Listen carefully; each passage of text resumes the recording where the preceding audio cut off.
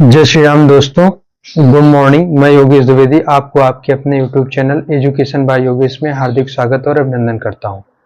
तो दोस्तों, जैसे कि कल हमने यह बताया था कि रूट 2 को वर्गमूल की विधि से कि किस प्रकार यह परिमेय संख्या है या अपरिमेय संख्या है। रूट 2 को मैंने वर्गमूल की विधि से बताया था।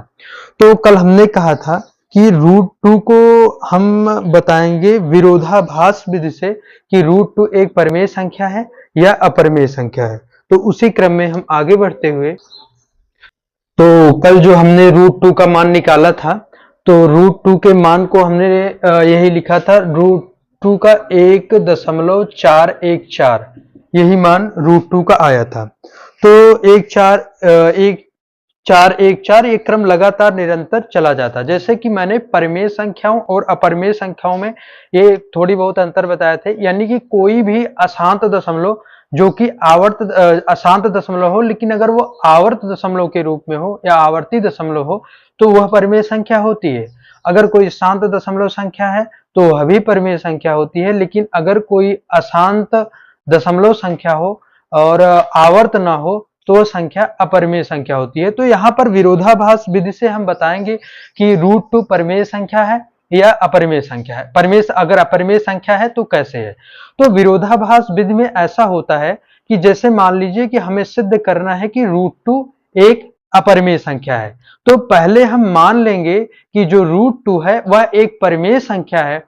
फिर हम परिमेय संख्या के नियम को परिभाषित करते हुए आगे बढ़ेंगे और अंततः यह सिद्ध कर देंगे कि यह परिमेय संख्या के नियम का पालन नहीं कर रहा है। अगर वो परिमेय संख्या के नियम का पालन नहीं कर रहा है तो इसका मतलब वह अपरिमेय संख्या हो गया। तो इसी क्रम में हम आगे बढ़ते हैं। सबसे पहले हम लिखेंगे कि यहां पर सिद्ध करना है, परिमेय क्या है, सिद्ध कीजिए रूट 2 एक अपरिमेय संख्या है। सिद्ध कीजिए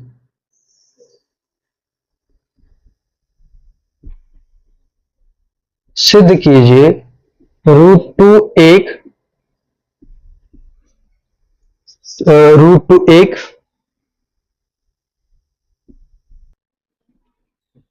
अपरिमेय संख्या है। सिद्ध कीजिए रूट 2 एक अपरिमेय संख्या है।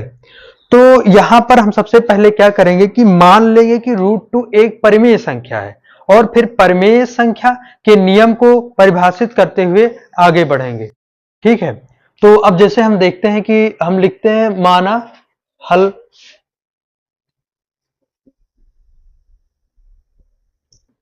रूट 2,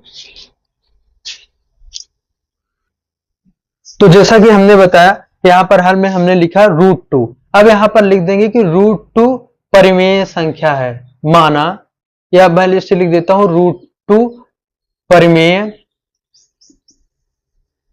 संख्या है। तो रूट 2 परिमेय संख्या है, तो रूट 2 परिमेय संख्या है, तो परिमेय संख्या का नियम क्या होता है। परिमेय संख्या ऐसी संख्याएं होती हैं जो कि P अपान Q के रूप में लिखी जा सकती हैं। तो मैं यहां पर कह सकता हूं कि रूट 2 को मैं P अपान Q के रूप में लिख सकता हूं। अगर मैंने रूट 2 को P अपान Q के रूप में लिख दिया तो यहां पर P और Q, यह P और Q यह संबंध रख रहा होगा किससे, Z से। Z का मतलब यहां पर पूर्णांक होगा। यहां पर बिलोंग्स टू यानी कि एक तरह से कह लीजिए कि फैमिली का है, यानी कि इसके अंतर्गत आता है। इस चिन्ह का मतलब हुआ कि यह पी क्यू इस फैमिली के अंतर्गत आता है। मतलब यहां पर जेड पूर्णांक है और पूर्णांक के अंतर्गत, यानी ये जो चिन्ह लगा है इस चिन्ह के आगे जो संख्याएं लिखी होंगी, अगर ये चिन्ह लगा के कुछ लिखा जाता है मतलब सामने वाली सभी चीजें इसके अंतर्गत आती हैं। तो इसको हम समझ सकते हैं कि रूट 2 जो होगा उसे हम P अपान Q के रूप में लिख सकते हैं, जहां पर P और Q पूर्णांक का ही कोई ना कोई भाग होगा, यानी P और Q कोई ना कोई पूर्णांक ही होंगे।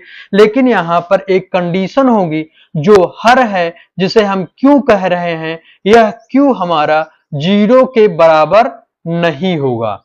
तो अगर 0 के बराबर होगा तो यह नियम फॉलो नहीं होगा।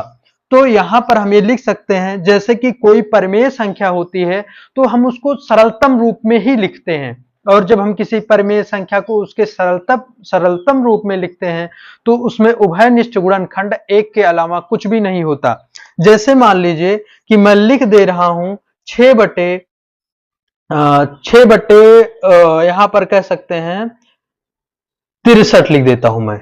6/63 यह पूर्णांक है, दोनों पी अपान क्यू के रूप में है और इसका हर यानी कि क्यू जो है 0 के बराबर भी नहीं है। तो अब इसका सरलतम रूप लिखेंगे तो मैं क्या लिख सकता हूं, 6 का गुणनखंड करूंगा तो 6 का गुणनखंड करूंगा तो 2 3 6 3 1 के 3 यानी 6 की जगह मैं 2 गुणे 3 लिख सकता हूं। 63 की जगह मैं क्या लिख सकता हूं, 63 का जब मैं हल करूंगा तो 63 का हो जाएगा 63 का हो जाएगा 3 दूनी 6, 3 1 3 और उसके बाद 3 सते 21 और 7 1 यानी कि इसका मैं लिख सकता हूं 3 गुणे 3 गुणे 7। अब इसमें जितने गुणनखंड है, अब कोई भी चीज हो उसमें हम गुणे 1 तो लगा ही सकते हैं, इसमें भी गुणे 1 लगा सकते हैं हर चीज में।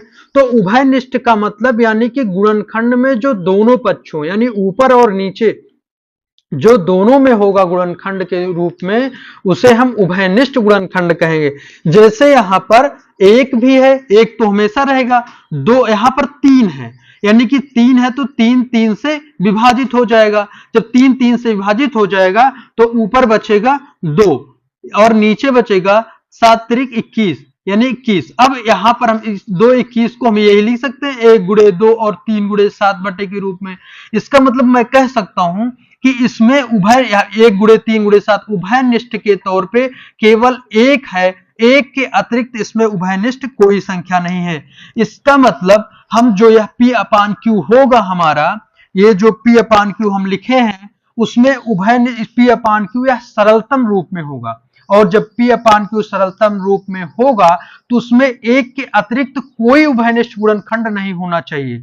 अगर एक के अतिरिक्त कोई उभयनिष्ठ गुणनखंड उसमें आ रहा है मतलब जो हमने परिमेय संख्या माना है कि √2 परिमेय संख्या है, इसके नियम का यह पालन नहीं करेगा, मतलब कि मान ले फिर ये हो जाएगा कि ये एक परिमेय संख्या नहीं है क्योंकि परिमेय संख्या के नियम का पालन नहीं कर रहा है। अगर ये परिमेय संख्या नहीं है तो स्वाभाविक सी बात है कि यह एक अपरिमेय संख्या हो जाएगी।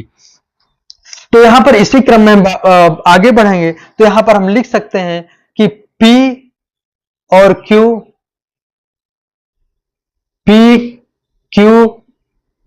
सरलतम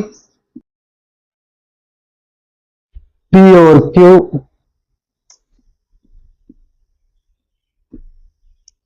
सरलतम रूप में है, इसलिए इसमें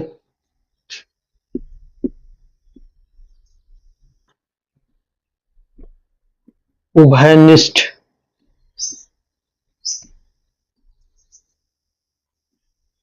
गुणनखंड एक होगा। अब उभयनिष्ठ गुणनखंड एक है तो उभयनिष्ठ गुणनखंड एक के अतिरिक्त कुछ और नहीं हो सकता है। अगर कुछ और हो रहा होगा तो हम इसको परिमेय संख्या ना मान के अपरिमेय संख्या मान लेंगे। तो अब हम यहां पर √2 = P अपान Q है तो मैं इसको लिख सकता हूं √2 = P अपान Q।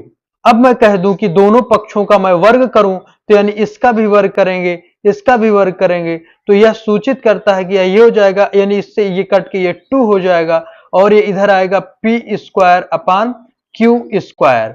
अब जब ये P² अपान 2 बराबर P² अपान Q² हो गया तो यहां पर हम अपान 1 मान के इसको क्रॉस मल्टीप्लीकेशन करेंगे तो ये हो जाएगा P² बराबर 2Q², P बराबर 2Q²। तो हम यहां पर कह सकते हैं चूंकि जैसे मान लीजिए कि 6 है, 6 को मैं 2 गुणे 6 लिख सकता हूं, जैसे कि मैं कह दूंगा 6 को मैं 2 गुणे 3 लिख सकता हूं। उसी तरह मान लो कि यहां पर ये P की जगह 6 और 2Q की जगह 2 गुणे 3 है।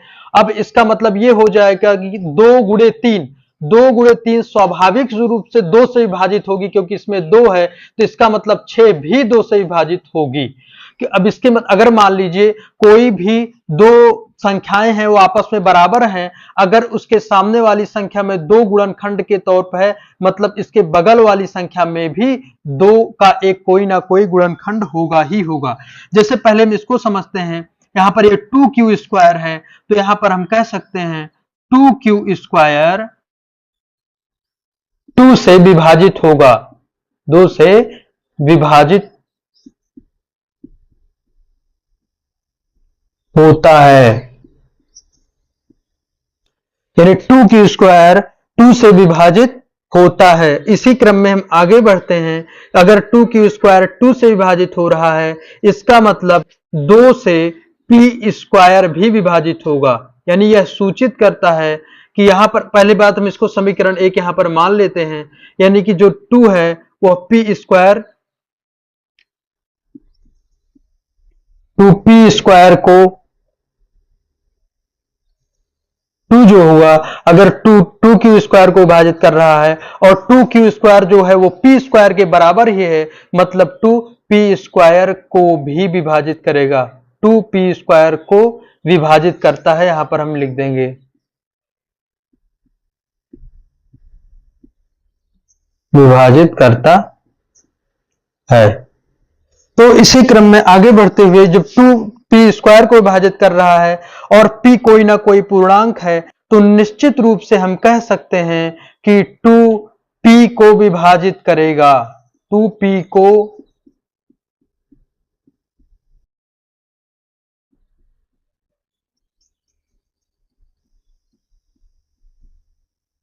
2p को विभाजित करेगा।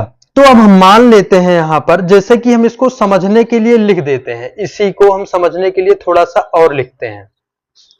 आप लोग इसको लिख लीजिएगा कि मान लीजिए यहां पर मान लीजिए कि 2 से 4 विभाजित, 2 से मान लीजिए 64, 64 जो कि 4 का स्क्वायर, 64 जो कि 8 का स्क्वायर है। अगर 2 से किसी भी संख्या का स्क्वायर अगर 2 से विभाजित हो रहा है, इसी क्रम में समझते हुए अगर 64 को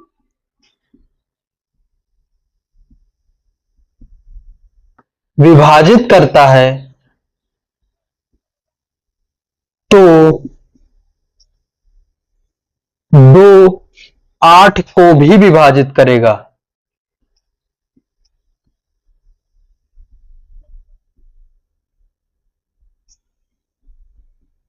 इसी क्रम में अगर 2 6 के स्क्वायर 36 को विभाजित करता है,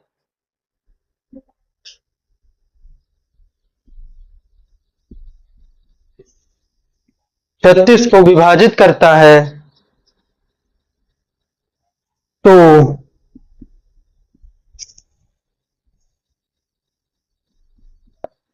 6 को विभाजित करेगा।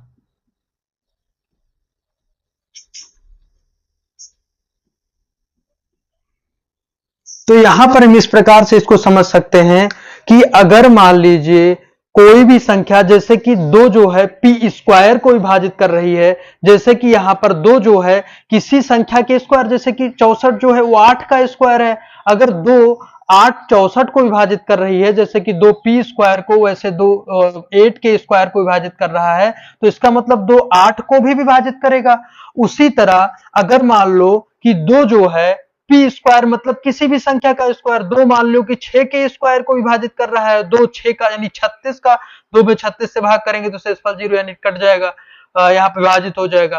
तो उसी क्रम में हम कह सकते हैं कि अब 36 6 का स्क्वायर है, अगर 6 का स्क्वायर 2 से विभाजित हो रहा है तो मतलब 6 भी 2 से विभाजित करेगा। इस नियम से यहां पर हम कह सकते हैं 2p को विभाजित करेगा, यानी 2p को विभाजित कर रहा है, तो हम इसको मान सकते हैं कि p बराबर, इसको थोड़ा मिटा देते हैं। आप यहां पर समीकरण 1 जो आया है, इस समीकरण को 1 को लिखे रहिएगा, आगे बढ़ते हैं। लिख लीजिए समीकरण 1।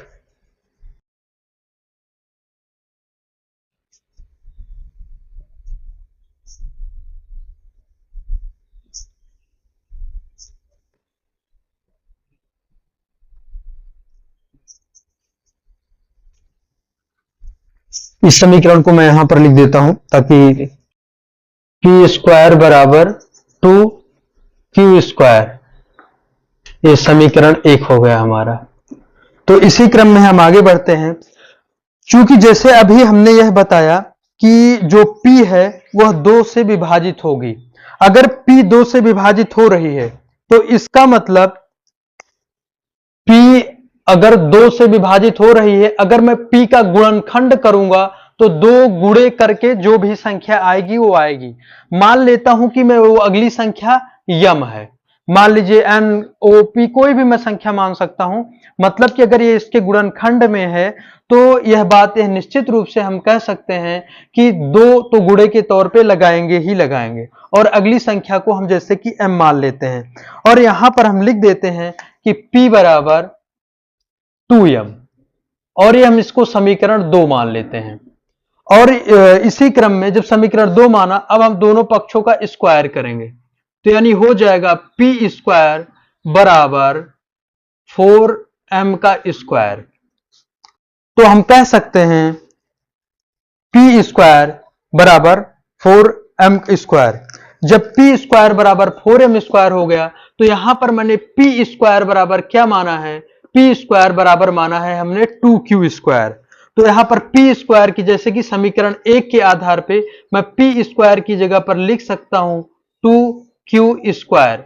2q स्क्वायर बराबर हो जाएगा 4m का स्क्वायर।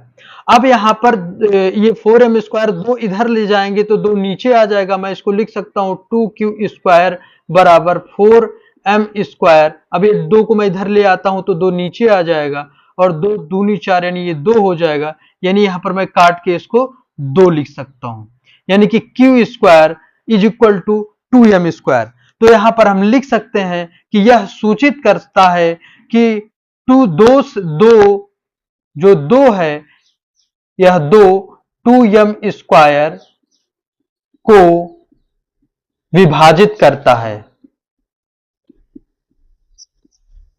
2m स्क्वायर को विभाजित करता है, 2m स्क्वायर को विभाजित कर रहा है। अगर 2m स्क्वायर को विभाजित कर रहा है, अगर कोई दो संख्याएं बराबर हैं सेम टू सेम, तो वो दोनों अगर एक को 2 विभाजित कर रहा है तो साधारण सी बात है दूसरी वाली संख्या को भी 2 विभाजित कर रहा होगा। जैसे मैंने कहा 2m स्क्वायर 2 से विभाजित हो रहा है, तो मैं कह सकता हूं कि q स्क्वायर भी यानी 2 जो है वह q स्क्वायर को विभाजित करता है।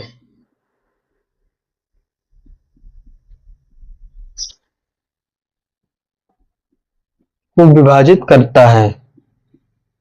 अब जब 2 q स्क्वायर को विभाजित करता है, जैसा कि अभी हमने बताया था कि अगर कोई पूर्णांक है और कोई संख्या का वर्ग जो है किसी, मान लीजिए 2 से, यहां पर जैसे कि अभी मैंने कुछ देर पहले बताया था कि यहां पर अगर कोई संख्या किसी संख्या के स्क्वायर से विभाजित हो रही है तो इसका मतलब वह संख्या उस संख्या से विभाजित हो जाएगी। मतलब जैसे कि q स्क्वायर जो है वह 2 से विभाजित हो रही है तो इसका मतलब q भी 2 से विभाजित होगी। तो इसी क्रम में अब मैं लिख देता हूं आगे कि 2q को विभाजित करेगा, 2q को विभाजित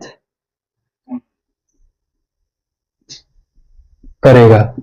और यहां पर हमें एक चीज और लिख देनी चाहिए, अगर ये p इक्वल टू 2m है तो जो m होगा वह ये पूर्णांक होगा, यानी z का हिस्सा, यानी z की फैमिली का कोई ना कोई अंक होगा, यानी कि z पूर्णांक संख्याओं में से कोई ना कोई संख्या होगी। तो यहां पर आगे बढ़ते हुए 2 q को विभाजित करता है, तो यहां पर हम यह कह सकते हैं अगर 2q को विभाजित कर रहा है तो q बराबर हम लिख सकते हैं q बराबर 2n। यहां पर समीकरण 2 था, मैं इसको समीकरण यहां पर ये मान लेता हूं 2q को विभाजित करता है, तो मैं यहां पर लिख देता हूं q is equal to 2n, q is equal to 2n लिख देता हूं, और इसको समीकरण 3 ये समीकरण 4 मान लेता हूं। और यहां पर ये n जो होगा वो z फैमिली का होगा, यानी तुम्हारा ये हमारा 2 जो होगा वो पूर्णांक संख्याओं में से ही होगा। यानी कि हमने कह दिया अगर 2 क्यू को विभाजित करता है तो क्यू जो होगा कोई ना कोई संख्या होगी जिससे 2 गुणा करके क्यू आ रहा होगा। तो मैंने मान लिया कि वह संख्या n है जिसमें 2 गुणा होके क्यू आ रहा है। तो यहां पर हम इसी क्रम में कह सकते हैं कि ये जो हमारा Q है Q भी 2n है और यहाँ पर P भी P2m है। मतलब कि जैसे यहाँ पर √2 को हमने एक परिमेय संख्या सबसे पहले माना था, तो √2 जब परिमेय संख्या है तो P/Q में एक के अतिरिक्त कोई भी कॉमन गुणनखंड नहीं होना चाहिए था। लेकिन यहां पर देखा जाए तो Q को भी हम 2m के रूप में लिख पा रहे हैं जहां पर m एक पूर्णांक है और Q को भी 2n के रूप में लिख पा रहे हैं जहां पर n एक पूर्णांक है। इसका मतलब यह होता है कि P भी 2 से विभाजित होगा और Q भी 2 से विभाजित होगा। और P/Q जो कि मैंने सरलतम रूप में लिखा था, इसमें यह कहा गया था कि एक के अतिरिक्त दोनों में कोई भी कॉमन गुणनखंड नहीं हो सकता। लेकिन इसमें एक के अतिरिक्त 2 या 2 संख्या हो गई जो कॉमन गुणनखंड है। अगर 2 यह कॉमन गुणनखंड है तो हम यहां पर लिख सकते हैं,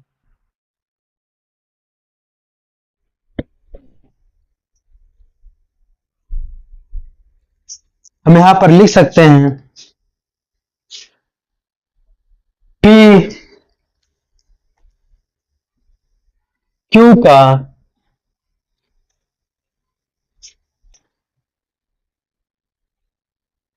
P और Q को हमने परिमेय संख्या माना था। P Q को हमने परिमेय संख्या माना था जिसके अनुसार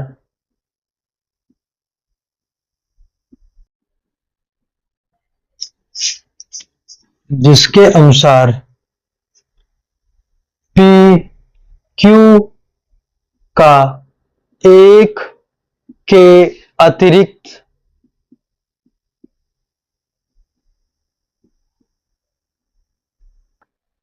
अन्य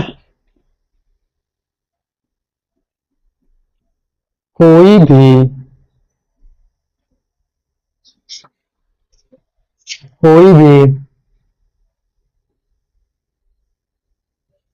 कॉमन या हम जिसे उभयनिष्ठ कह देते हैं,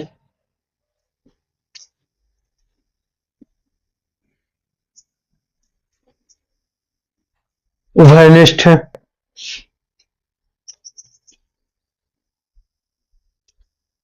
गुणनखंड नहीं होना चाहिए। लेकिन यहां पर हमें P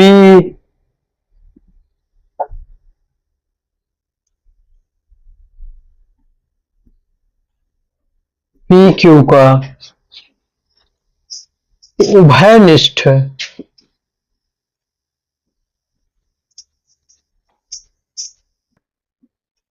गुणनखंड 2 प्राप्त हो गया।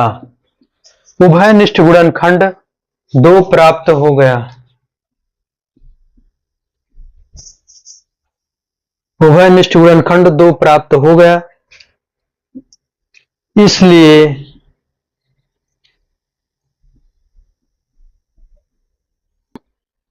हम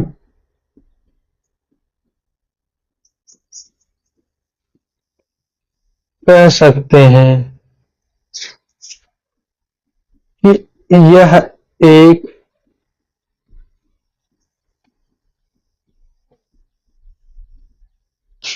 प्रमेय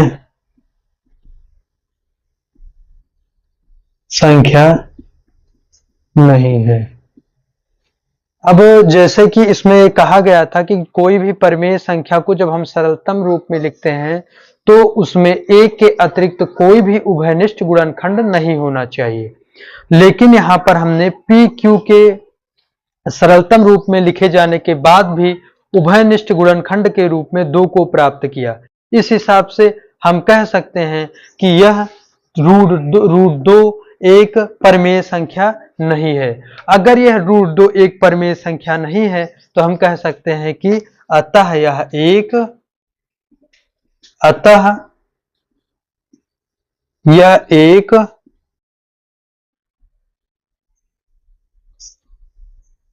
अतः यह एक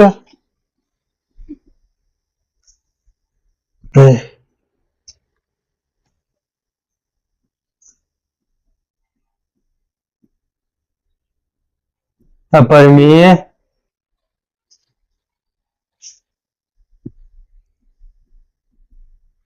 अपरिमेय संख्या है। यही सिद्ध करना था और यह सिद्ध हो गया। तो जैसे कि इनको हमें सिद्ध करना होता है, जैसे √2 √3 ये जो रूट वाली संख्याएं हैं, हमें इन्हें सिद्ध करना होता है कि यह एक अपरिमेय संख्या है। तो हमें 2 तरीके से सामान्यतः जो हमारे सिलेबस के आधार पे बताया गया है कि 2 तरीके से हम सिद्ध कर सकते हैं कि यह एक परिमेय संख्या है, यह एक अपरिमेय संख्या कैसे है।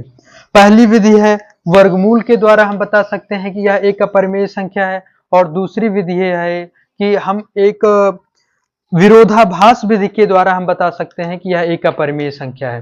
तो विरोधाभास विधि में यह होता है कि हम पहले मान लेंगे उसके विपरीत तौर पे और बाद में सिद्ध कर देंगे कि यह इसके नियम का पालन नहीं कर रहा है, तो मतलब अगला होगा। जैसे कि हमें सिद्ध करना है यह एक अपरिमेय संख्या है, तो पहले हम उस संख्या को परिमेय संख्या मान लेंगे और अंत में सॉल्व करते करते हम यह सिद्ध कर देंगे कि यह एक परिमेय संख्या नहीं है। अगर वह परिमेय संख्या नहीं होगी तो स्वतः ही अपरिमेय संख्या हो जाएगी। तो इसी क्रम में हम अगली संख्या लेते हैं √3। √3 जब √3 को पहले भाग वर्गमूल विधि से समझ लेते हैं। √3 है तो मैं इसको लिख सकता हूं 3.000000। अब यहां पर हम इसको हल करेंगे। यहां पर बताइए कितने से कितने गुणा करना पड़ेगा। अब यहां पर 1 का 1 से गुणा करेंगे, यानी यहां पर हम जिस संख्या का गुणा करेंगे वही वैसी संख्या का हम यहां पर भी गुणा करेंगे। जैसे मान लीजिए हम यहां पर 1 लिखते हैं तो यहां पर भी 1 और दोनों का गुणा करके लिखना होगा। अगर मैं यहां पर 2 लिखता हूं तो यहां पर भी 2 लिखना पड़ेगा। अगर हम यहां पर 2 लिखेंगे तो पहले मैं पीछे से पेयर बनाता हूं 2 अंकों का, तो यहां पर हम देखते हैं कि ये अकेला बचा। 2 दूनी 4, 4 ज्यादा हो जाएगा, मतलब हम 2 ना मान के हम यहाँ पर एक ही लिखेंगे। मतलब हम यहाँ पर परिमेय संख्या 1 और 1 लिखते हैं। जब हम 1 लिखेंगे तो यानी 1 का 1 से ही गुणा होगा तो यहाँ पर 1 होगा। अब जब दोनों संख्याएं 1 ही हुई तो हम आगे यहाँ पर 1 लिख देंगे, और 3 में से 1 जाएगा तो 2 आएगा, और अगले अगर हमें उतारना होगा तो हम 1 पेयर उतारेंगे। 1 पेयर में 2 शून्य है, और अब हम इन 2 संख्याओं को जोड़ेंगे, 1 1 2 हो जाएगा। तो उसी क्रम में अब यहां पर दशमलव लगाएं क्योंकि दशमलव के बाद वाले पेयर को उतारना है। अब यहां पर भी एक स्थान छोड़ेंगे, यहां पर भी एक स्थान छोड़ेंगे। यहां पर अगर हम 2 करेंगे तो यहां पर भी 2 करना पड़ेगा, तो 22 दूना 44, 200 से बहुत छोटा होगा। 3 करेंगे तो यहां पर भी 23 त्रिक 69 छोटा रहेगा। अगर यहां पर हम 4 करेंगे, 24 चौका 4 यहां होगा, अगर 4 यहां होगा तो 4 यहां भी हो जाएगा। 24 चौका 96 छोटा है। यहां पर 5 करेंगे तो यहां पर भी 5 हो जाएगा, यानी 25 पंचे 125 तब भी छोटा है। अगर यहां पर हम 7 करेंगे, यहां पर 6 करेंगे, यहां पर भी 6 करेंगे तो भी छोटा रहेगा। अगर हम यहां पर 8 करेंगे, यहां पर भी 8 करेंगे तो 200 से ज्यादा हो जाएगा। हम यहां पर 7 करेंगे, यहां पर क्या करेंगे, हम 7 करेंगे। यहां पर हम लिखते हैं 7, यहां पर 7 करेंगे तो 7 सता 49, 7 दूनी 14 4 18, और जब यहां पर 18 आ गया तो हम इसको घटाएंगे। अब यहां पर 10 में से 9 गया, 1 आएंगे, 1 आएगा, और ये 9 में से 8 गया 1, और यहां पर ये बन जाएगा 0, यानी 11 आया। और अगला पेयर अब हम उतारेंगे, चूंकि यहां पर 7 7 लिखा गया था तो इसका मतलब अगली संख्या हम 7 लिख देंगे। और अगली अब यहाँ पर हम उतारेंगे तो एक पेयर यानी 2 शून्य उतारेंगे। जब 2 शून्य उतारेंगे पहले भी इन दोनों को जोड़ेंगे तो 7 7 जोड़ेंगे तो 14 हो जाएगा, 2 3 हो जाएगा। अब यहाँ पर भी 2 स्पेस छोड़ेंगे, यहाँ पर जो संख्याएं आएंगी वहीं पर अगली संख्या लिखेंगे। तो इसी क्रम में जब इसको हल करेंगे तो यहाँ पर 3 आएगा। जब यहाँ पर 3 आएगा तो यहाँ पर 3 लिखेंगे, क्योंकि 2 करेंगे तो ज्यादा छोटा हो जाएगा, 4 करेंगे तो ज्यादा हो जाएगा। 3 त्रिका 9, 4 तिहाई 12, 3 त्रिका 9 1 10। अब इसको घटाते हैं, घटाने पर ये आएगा 61। 10 में से 9 जाएंगे 1 और 9 में से यहाँ पर ये क्या बन जाएगा 71 आ जाएगा। यहाँ पर 10 में से 9 जाएंगे कितना आएगा 1, 9 में से 2 गए 7 और इसी क्रम में यह 0 हो जाएगा और यह भी 0 हो जाएगा, यानी 71 आ गया हमारा, यानी हमारा 7 3 हो। अब 71, अब अगला पेयर उतारते हैं तो 2 0 हो जाएगा और यहाँ पर हम इसको जोड़ लेंगे, चूंकि 3 3 6 और ये 4 और इधर 3 और इधर हम एक लाइन खींचते हैं और यहाँ पर भी। अब अगली संख्या अगर हम यहाँ पर 1 करेंगे तो ज्यादा छोटा होगा, 2 करेंगे तो ठीक रहेगा, 3 करेंगे तो ज्यादा बड़ा हो जाएगा। इसका मतलब हम यहाँ पर 2 लिखेंगे। अगर यहाँ पर 2 लिख रहे हैं तो यहाँ पर भी 2 होगा। तो इसमें हम इसी क्रम से अगर करते रहेंगे तो लगातार यह ऐसे ही भिन्न भिन्न संख्याएं दशमलव की लगातार आती रहेंगी, यानी कि यह शांत दशमलव के रूप में नहीं आएंगी। यानी ऐसी कोई भी संख्या जिसे हम शांत दशमलव के रूप में नहीं लिख सकते, वह लगातार निरंतर आगे बढ़ती हुई चली जाएगी, तो फिर हम उसे क्या कहेंगे, लेकिन वो आवर्त दशमलव के रूप में भी नहीं लिख सकते हम उनको, तो वे कही जाएंगी अपरिमेय संख्याएं। तो हम यहाँ पर कह सकते हैं कि √2 हमारा जो है, जो हमारा √3 जो हमारा है, यह वर्गमूल विधि से हमने कह दिया कि यह एक अपरिमेय संख्या है, यह एक अपरिमेय संख्या है। कल हम इसको विरोधाभास विधि से बताएंगे। विरोधाभास विधि वाले में आप लोगों को समझने में थोड़ी बहुत समस्याएं शुरुआत में होगी, क्योंकि यह थोड़ी बहुत क्लिष्ट पड़ती हैं, लेकिन मैं इस पर लगभग 2-3 प्रश्न और लगाऊंगा और इसको उनको देखने के बाद अब जब रिवाइज वीडियो आप देखेंगे तो आपको अच्छे तरीके से समझ में आएगा। धन्यवाद।